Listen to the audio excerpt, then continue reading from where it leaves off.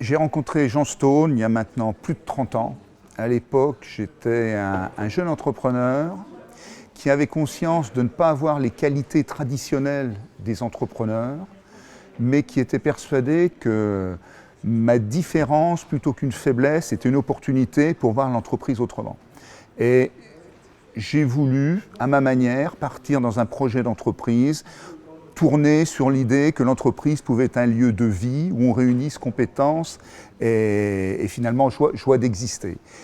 Et bien évidemment, il fallait sortir des visions de l'époque qui étaient la vision du management, qui vise à tout organiser, à tout quantifier. C'était l'époque des matrices du BCG, où on étudiait les entreprises en disant l'entreprise, c'est un système dans lequel on a des atouts, des handicaps, etc. Et tout ça me convenait pas, me parlait pas. Et la rencontre avec Jean a été une opportunité pour construire une démarche, parce que la rencontre avec Jean, c'était le déclic de dire, mais en fait, cette vision de l'entreprise de ces années 70-80 n'était que le reflet d'une certaine perception de la connaissance de l'époque, qui était essentiellement basée sur le déterminisme, et vous savez, Jean, le réductionnisme. Mais dès lors qu'on était capable d'abandonner ce paradigme, ça ouvrait la porte à d'autres champs d'organisation, de vision de l'entreprise, et c'est tout ce parcours que j'ai fait de 81, j'ai créé la société en 81, à aujourd'hui, où en fait, avec Jean, je dirais en partie grâce à Jean, je crois que j'ai pu comprendre l'évolution de l'économie, en particulier la globalisation, et comprendre que certains concepts scientifiques pouvaient être des inspirations pour organiser et développer une entreprise. C'est la conviction qu'il y a une espèce de fatalité.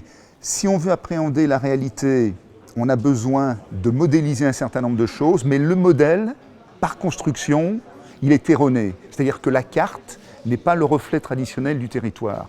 Et il faut le savoir parce que de temps en temps, on peut penser que la carte c'est la réalité et commettre des erreurs. Et plus on est dans un monde global, plus on est dans un monde systémique, plus il est difficile de faire des cartes représentatives de cette réalité. Lorsque vous êtes chef d'entreprise, a fortiori créateur, vous êtes dans une espèce de bulle. Et si vous ne rencontrez que d'autres chefs d'entreprise, vous allez penser que la façon dont ils ont construit leur entreprise, dont ils se sont développés, c'est la façon, entre guillemets, naturelle, il n'y a que ça. Jean Stone permet de s'ouvrir sur autre chose et de se dire, les intuitions que j'ai, ce ne sont pas que des intuitions, je peux les asseoir sur des réalités scientifiques, sur des visions du monde. Et donc, de ce point de vue-là, Jean peut être un parfait manager, un parfait coach, pour utiliser l'expression à la mode, d'entrepreneurs qui ont envie de construire quelque chose de différent. Compte tenu de ce qui se passe en ce moment, je pense que le plus grand risque, c'est la peur. C'est qu'on ait peur les uns des autres.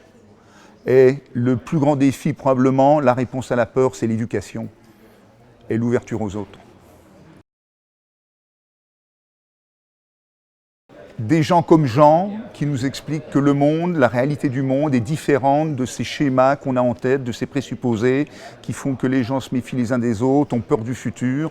Et donc l'avenir est réservé à des gens comme Jean et à leur façon de lire le monde.